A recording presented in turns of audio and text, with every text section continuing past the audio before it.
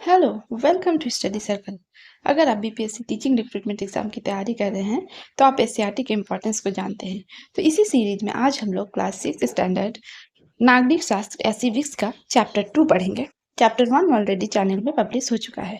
तो चैप्टर 2 क्या है? ग्रामीण जीवन यापन के स्वरूप। तो इस चैप्टर के जो भी इंपॉर्टेंट पॉइंट्स है उसको हम लोग डिस्कस करेंगे और आगे बढ़ेंगे। मैं इसमें बहुत ज़्यादा एक्सप्लेन नहीं करूँगी, इस चैप्टर के जो है इंपॉर्टेंट पॉइंट्स को ही डिस्कस करेंगे। तो अगर आप इस चैनल में नए हैं तो चैनल को सब्सक्राइब कर लीजिए। वीडियो पसंद आता है तो इसे लाइक करें, शेयर करें और अपने सुझाव जो है कमेंट बॉक्स में ज़रूर लिखिए। तो चलिए शुरू करते हैं। तो ग्रामीण ग्रामीण जीवन यापन के जो स्वरूप है उसके बारे में बताने के लिए यहाँ पे जो है कि कुछ जो है प्रोफेशन या आजीविका के स्वरूप को दिखा गया है, जैसे कि मुर्गी पालन, चाय नाश्ते की दुकान। और यहाँ इस चित्र में जो है कुछ लोग जो है अलग अलग आजीविका के साधन को अपनाते हुए इसके चित्र को दिया गया है। इस चैप्टर में क्या है कि हम लोग ऑलरेडी फर्स्ट चैप्टर जो है उसमें क्या पढ़ चुके हैं कि भारत में या फिर हमारे समाज में जो है मौजूद अनेक तरह की विविधता जो होते हैं उसके बारे में हम लोग पढ़ चुके हैं। और हमारा भारत जो है वो गाँव का देश है। यहाँ लगभग 6 लाख से भी अधिक गाँव हैं। और अपने आस पड़ोस पर नज़र डाल पाएंगे तो पाएंगे कि लोगों का जीवन यापन संबंधी कार्यों में जो है भिन्नता पाई जाती है, मतलब लोग अलग अलग तरह के कार्य करते हैं। तो इस चैप्टर में भी हम लोग पढ़ेंगे कि लोगों के पास जो है जीवन यापन के जो है समान अवसर है या फिर नहीं है।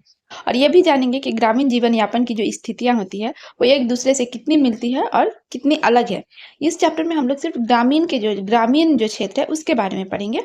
आगे के चैप्टर में हम लोग शहरी जीवन के बारे में पढ़ेंगे। तो ग्रामीण क्या है कि बिहार के जो है बक्सर जिले को यहाँ पे एग्जाम्पल्स जो है बिहार का, कि बिहार के क्षेत्र में जो ग्रामीण जीवन यापन है वो किस तरह का है। तो यहाँ पे दिया हुआ है कि बिहार के बक्सर जिले में जो है एक राजपुर गांव है। और गांव का क्या है कि मुख्य गली तथा सड़क बाजार की तरह दिखता है। वहां पर आपको तरह तरह की छोटी बड़ी दुकानें दिखेंगी। चाय नाश्ता की दुकान के बगल में एक परिवार रहता है जो अपने घर में ही लोहे की चीजें बनाने का काम करता है। और उसके नजदीक ही क्या है, एक साइकिल मरम्मत की दुकान है। गांव में कुछ परिवार कपड़े धोकर अपनी आजीविका चलाते हैं और ज्यादातर परिवार जो है खेती से अपनी आजीविका चलाते हैं। यहाँ मुख्य रूप से चना, अरहर और मसूर की खेती होती है। इसके अतिरिक्त है कि यहाँ पर आम और अन्य मौसमी फलों के बगीचे भी हैं। जीवन यापन के लिए जो है लोग बागवानी करते हैं, तरह प्राप्त फलों को बाजार में बेचकर कुछ आय प्राप्त करते हैं।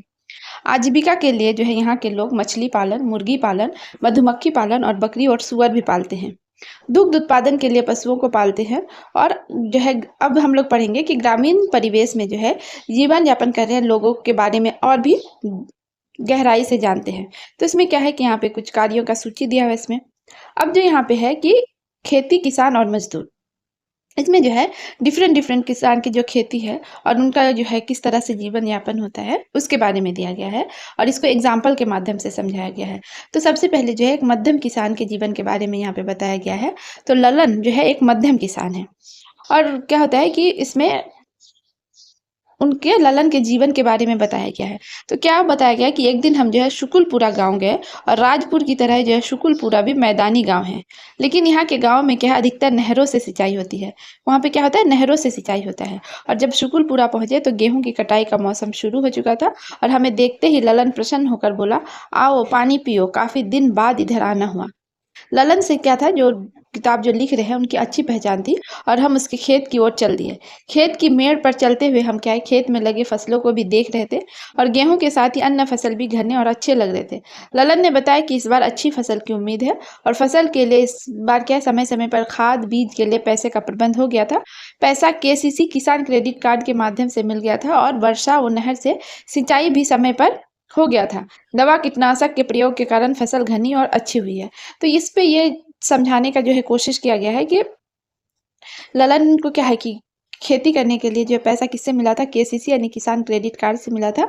और उसने अपने जो है खेत में दवा और कीटनाशक का प्रयोग भी समय पे किया था। इसके कारण क्या है कि फसल घनी और अच्छी हुई थी। और जो है वर्षा भी टाइम पे हुई थी और नहर से सिंचाई भी क्या है समय पे हो गया था। आगे क्या बताया जाता है कि ललन के पास जो है 5 एकड़ जमीन है। और वो साल में 2 फसलों को उपजाता है। बरसात के समय वो धान एवं ठंड में गेहूं, चने व दलहनी फसलों को उपजाता है। सिंचाई और रासायनिक खाद से क्या है, उपज काफी बढ़ गया है। और ललन, उसकी पत्नी और 3 बच्चे खेत पर काम कर रहे थे। उनके अलावा कुछ मजदूर भी थे। ललन पानी पिलाने के बाद पूछा कि कहिए आज कैसे आना हुआ। तो कि उसने जो बुक के राइटर है उन्होंने कहा कि आपसे मिलने आए थे, आपका काम कैसा चल रहा है? तो ललन बोला कि अभी तो कटाई ही पूरी नहीं हुई है, कटने के बाद किराए के थ्रेसर मशीन से जो है दबनी करानी पड़ेगी। मजदूरों के कमी के कारण काम समय पर नहीं हो रहा है और बेचने भी तुरंत जाना है। बुआई, निराई, गुड़ाई के समय लल्लन जैसे मध्यम किसानों को मजदूरों की जरूरत नहीं पड़ती है, परंतु कटाई के समय वो कुछ मजदूरों की मदद जो है लेता है। कटाई के समय मजदूरी भी बढ़ जाती है, जिससे उसके जैसे किसान को जरूरत से कम आदमी से काम चलाना पड़ता है और खेती के साथ वो मुर्गी फार्म भी चलाता है, जिससे होने वाली आय से दैनिक खर्चों को पूरा करने का प्रयास करता है। ललन को जो है बैंक कर्ज चुकाने के लिए फसल जल्दी बेचनी है, क्योंकि कर्ज नहीं लौटाने पर पुनः कर्ज मिलने में परेशानी होगी। ललन जैसे लोगों को थोड़ी सी जमीन होती है, इसमें उनका परिवार का गुजारा होता है। उन्हें किसी की यहाँ मजदूरी नहीं करनी पड़ती, परंतु उनके पास इतने पैसे नहीं होते कि खाद, बीज, कीटनाशक आदि समय पर खरीद सके। तो अब क्या था कि इससे हम लोग ललन का जो जीवन है उसके बारे में समझ सकते हैं कि एक मध्यम किसान का जीवन कितना कठिन होता है और किस प्रकार का होता है। अब हम लोग एक सीमांत किसान के बारे में पढ़ेंगे।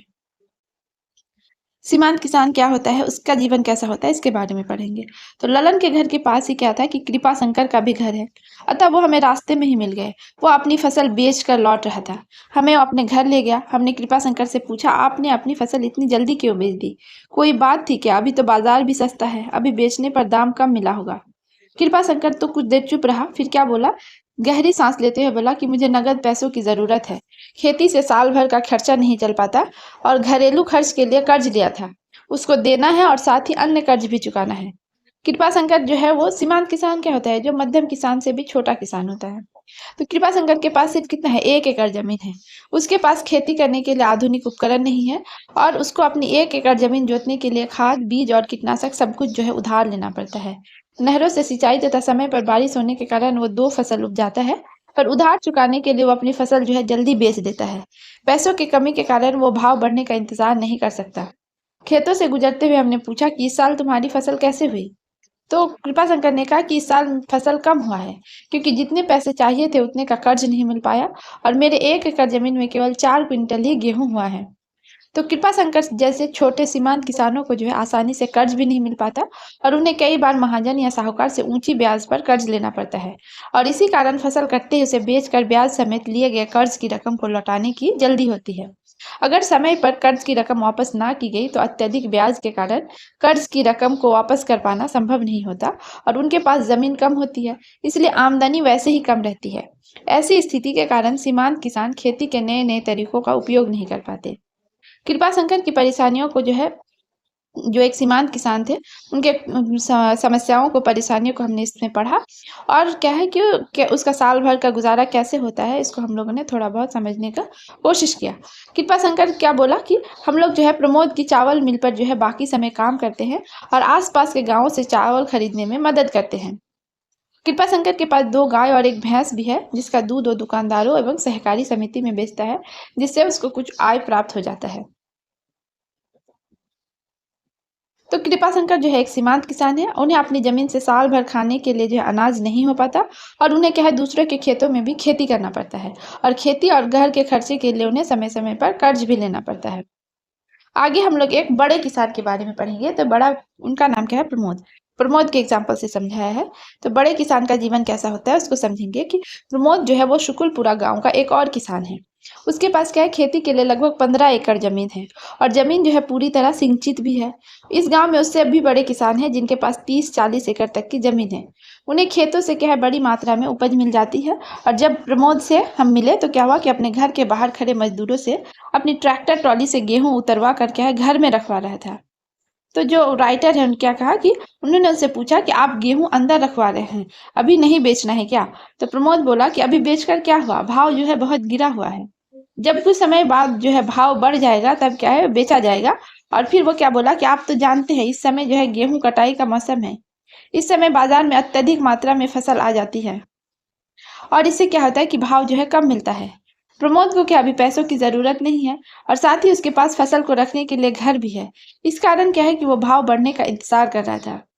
प्रमोद ने कहा कि हमें चाय नाश्ते के लिए कहा, और साथ चाय के साथ साथ प्रमोद ने बताया कि मैंने बैंक से लोन लेकर मोटर पंप, थ्रेसर और ट्रैक्टर ट्रॉली जैसी कई चीजें खरीदी है, और इसका लोन भी जो है निश्चित समय पर चुका दिया है। और इन मशीनों के कारण जो है खेती आसान हो गई है, और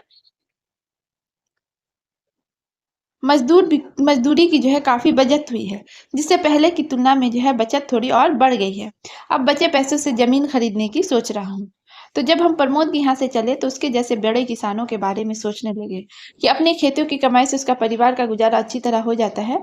वो खेती के लिए जरूरी सभी चीजों जैसे खाद, बीज, दवा में कोई कमी नहीं होने देता, और इन सब चीजों के लिए उसे उधार या कर्ज भी नहीं लेना पड़ता। खेती की कमाई से इतना फायदा हो जाता है कि वो नई जमीन खरीदने से लेकर खेती में उपयोग आने वाले अन्य उपकरण को जो है खरीदने के बारे में सोच पाते हैं।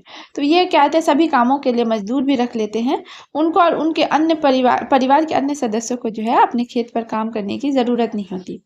बड़े किसान अपने पास 1 या 2 मजदूर साल भर के लिए रखते हैं, और इन्हें क्या कहते हैं, हलवाहा कहते हैं। तो क्या कहते हैं इसको, हलवाहा। तो ये जैसे क्वेश्चन एग्जाम में पूछ लिया जा सकता है कि इनमें से हलवाहा क्या है, ऑप्शन दे देगा 2-3। तो हलवाहा क्या है कि बड़े किसान के पास 1 या 2 मजदूर जो साल भर के लिए रहते हैं, तो उसे हलवाहा कहते हैं। प्रमोद जैसे जो है अन्य बड़े किसान जो है खेती के साथ ही चावल के मिल भी चलाते हैं, और मिल का चावल जो है शहर के बड़े व्यापारियों को बेचते हैं, जिससे उन्हें क्या अच्छी कमाई हो जाती है, और वो अपने खेतों में जो है बागवानी भी करते हैं। अब जो है हम लोग एक संतोष के बारे में पढ़ेंगे, और संतोष क्या है, कृषक मजदूर है। तो यहाँ पे आप 2 चित्र देख सकते हैं, ये सब जो है कृषक मजदूर के चित्र हैं, और यहाँ पे है कि खेती में काम नहीं रहने के कारण ईंट भट्टे पर काम करते हुए मजदूरों के जो चित्र है।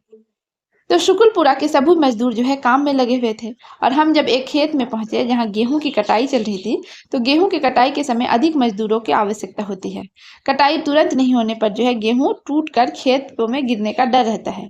तो वहां हमने देखा कि संतोष और उसके जैसे अन्य मजदूर जो है जमीन पर बैठकर भोजन कर रहे थे। संतोष जैसे मजदूर परिवार जिनके पास बिल्कुल जमीन नहीं होती है, उसे क्या कहते हैं, कृषक मजदूर। तो कृषक मजदूर कौन होते हैं, जिसके पास जो है बिल्कुल भी जमीन नहीं होती है, ये दूसरे के खेत में काम करते हैं। ये अपने खेतों से नहीं बल्कि पूरी तरह से दूसरे के खेतों पर जीवन यापन करते हैं। और हमने जब संतोष से उसके काम के बारे में पूछा, तो उसने कहा कि अब सिंचाई और फसल की अच्छी स्थिति से काम मिल जाता होगा। तो संतोष ने क्या है, निराशाजनक भाव से जवाब दिया, कहा कि फसलों की कटाई के समय काम आसानी से मिल जाता है, परंतु साल के बाकी दिनों में हमें मजदूरी कहाँ मिलती है। हाँ, बुआई और कटनी के समय जो है अधिक काम मिलता है, और बाद में नहीं के बराबर। गांव में मजदूरी नहीं मिलने पर संतोष पत्नी और बच्चों के साथ पास के शहर में जो है मिट्टी ढोने, बालू ढोने तथा निर्माणाधीन मकानों में जो है मजदूरी का काम करता है। संतोष की पत्नी दूसरों के घरों में भी काम करती है। यह लोग गाय तथा भैंस को भी पालते हैं। पिछले वर्ष जब उसका लड़का बीमार हो गया था, तो शहर में चिकित्सा कराने के लिए उसने कर्ज लिया था। कर्ज चुकाने के लिए उसने अपनी भैंस को बेच दिया था, और कुछ परिवारों को जो है काम नहीं मिलने के कारण दूसरे प्रांतों में जाना पड़ता है। ग्रामीण परिवारों में बहुत कृषक मजदूर ऐसे हैं जो थोड़ा पैसा कमाते हैं, जिससे उनका जो है गुजारा नहीं होता है। और इस कारण क्या है, ये गैर कृषि कार्य जैसे कि टोकरी, मिट्टी का बर्तन, ईंट, झाड़ू, सूप, पंखा, चटाई आदि बनाकर जो है अपना जीवन यापन करते हैं। तो यहाँ पर क्या है कि काम के तलाश में गांव से शहर पहुंचे मजदूरों की जो एक भीड़ का चित्र दिखाया गया है। और यहाँ पे नीचे एक और चित्र है, जिसमें जो है एक महिला जो है अपने गाय, भैंस, बकरियों को वो चारा खिला रही है। तो इस चैप्टर में हम लोग क्या क्या समझे कि सबसे पहले तो मध्यम किसान और क्या है, जो है सीमांत किसान के बारे में पढ़े। फिर बड़ा किसान और कृषक मजदूर, यानी 4 तरह के जो किसान हैं उनके बारे में पढ़े। यहाँ पे क्या है, यह हस्तशिल्प के बारे में। अब गैर कृषि कार्य जो है, तो गैर कृषि कार्य क्या क्या होता है, तो उसमें जैसे कि हस्तशिल्प है ना, ये दिखाया गया। इसमें एक महिला कुछ कर रही है, यहाँ पे भी ये सिलाई का काम, जड़ी गोटा लगाने का काम, ये सब क्या है आपका गैर कृषि कार्य में आता है। ये जो बढ़े हैं, ये इनका काम भी गैर कृषि कार्य में आता है। तो अभी तक इस चैप्टर में क्या हमने देखा कि ग्रामीण क्षेत्रों में लोग जो है कैसे जीवन यापन करते हैं और आजीविका के लिए कितना कमा पाते हैं। और ये भी इस बात पर निर्भर करता है कि ये जिस जमीन को जोतते हैं वो कैसी है, और कई लोग जो है उस जमीन पर कृषक मजदूर के रूप में निर्भर है। तो ज्यादातर क्या है, जो है यहाँ पे एक लोहार का चित्र है। तो ज्यादातर जो है किसान अपनी जरूरतों को पूरा करने के लिए और बाजार में बेचने के लिए भी फसलें उगाते हैं। कुछ किसानों को अपनी फसल उन व्यापारियों को बेचनी पड़ती है, जिससे वे क्या है रुपये उधार लेते हैं। और इसी तरह जो है गुजर बसर करने के लिए ग्रामीण क्षेत्रों में कुछ परिवार ऐसे हैं जो कारीगर के रूप में, जैसे कि बढ़ईगिरी, लोहारगिरी, राजमिस्त्री, दर्जी, मिट्टी के बर्तन, खिलौना, दिया, ईंट, टोकरी, सूप, है ना, दौरी, पंखा आदि बनाकर आजीविका चलाते हैं और इन हस्त निर्मित सामानों को गांव में ही बेचकर अपने परिवार का जो है जीवन यापन करते हैं। गांव में कुछ परिवार जो है हाथ से कंबल, लोई, चादर, कपड़ों पर जरी एवं गोटा लगाने का भी काम करते हैं। साइकिल मरम्मत की दुकान, राशन की दुकान और अनाज का व्यापार करने के अलावे इन ग्रामीण क्षेत्रों के लोग जो है जीवन यापन के लिए शिक्षक, कर्मचारी, आंगनवाड़ी सेविका, डॉक्टर, नर्स, डाकिया आदि के रूप में भी कार्य करते हैं। तो ये क्या क्या कार्य करते हैं कि शिक्षक, कर्मचारी, आंगनवाड़ी सेविका, डॉक्टर, नर्स, डाकिया के रूप में भी कार्य करते हैं। तो जो है ये चैप्टर जो है यहीं पे एंड हो रहा है और अगर आप हमें सपोर्ट करने के लिए हमारे चैनल को ज़रूर से ज़रूर सब्सक्राइब कर लीजिए। वीडियो पसंद आता है तो इसे लाइक करें, शेयर करें और अपने सुझाव कमेंट बॉक्स में ज़रूर लिखें। आपका बहुत बहुत धन्यवाद।